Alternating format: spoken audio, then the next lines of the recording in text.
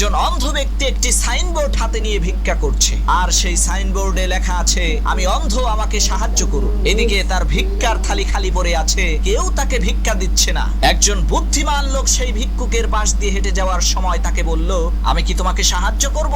তখন সেই ভিক্ষুক বলল, কি সাহায্য করবেন? তখন সেই বুদ্ধিমান লোক বলল, আমি তোমার সাইনবোর্ডের লেখাটা পাল্টে দেব। ভিক্ষুক বলল, ঠিক আছে।